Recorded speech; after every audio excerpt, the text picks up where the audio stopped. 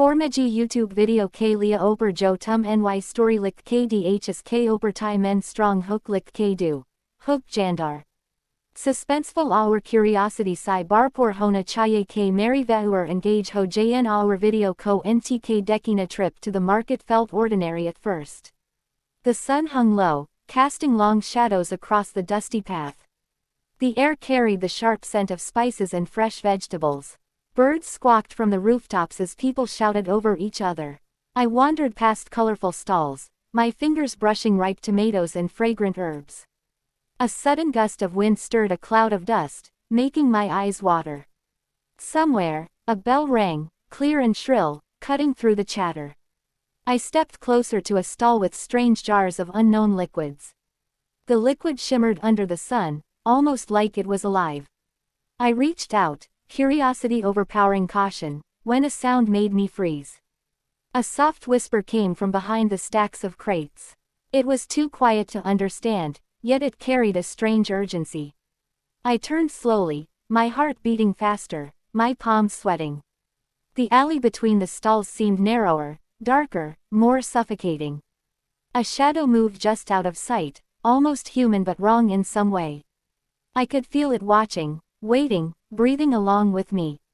Then I realized the jars on the stall had shifted slightly. Some of them had small cracks, and something inside seemed to pulse. I stepped back, almost tripping over a basket of fruit. The whisper came again, louder this time, and I could swear it said my name. I wanted to leave, but my legs felt frozen, glued to the dusty ground.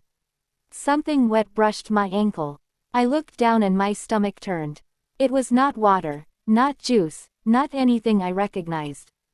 The shadow moved closer, and the whisper became a hiss. My breath caught, and the world seemed to tilt. The hiss grew louder, wrapping around me like a cold, suffocating fog. I wanted to scream, but my voice refused to come out.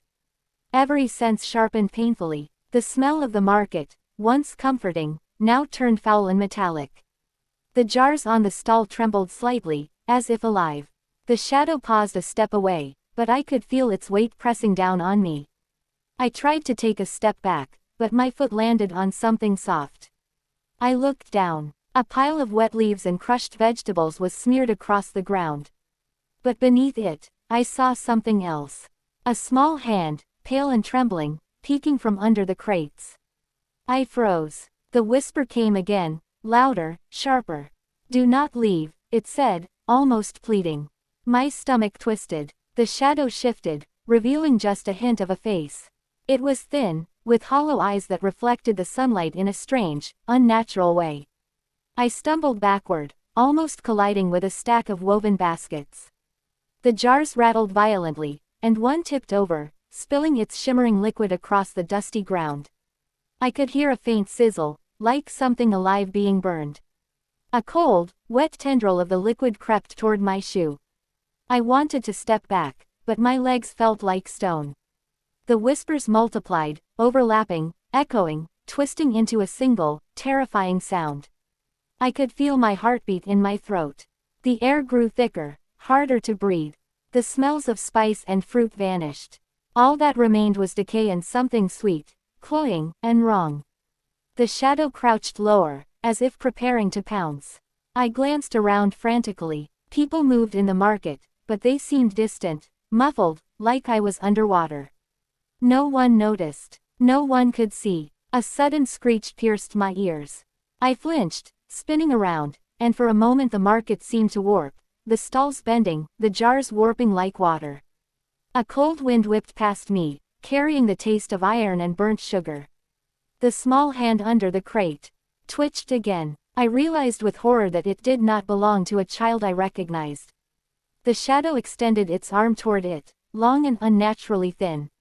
The liquid from the jars began to crawl across the ground, moving toward the hand like a living thing. I wanted to move, to run, to scream. My legs finally obeyed, but only for a few steps before hitting another unseen object. I stumbled into a pile of sacks filled with grain, the dust rising around me in choking clouds. I coughed violently, the whispers now a constant chorus, circling me from all directions. The shadow loomed over me, its hollow eyes boring into my skull. I felt something brush my neck, cold and wet. The jars rattled one by one, tilting, tipping, spilling their strange shimmering liquid. It pulled at my feet, wrapping around my shoes like a sticky web. I looked up. The shadow's face had twisted, elongating impossibly. Its mouth opened, wider than any human mouth could, revealing rows of teeth glinting like broken glass. A low, guttural growl rumbled from it,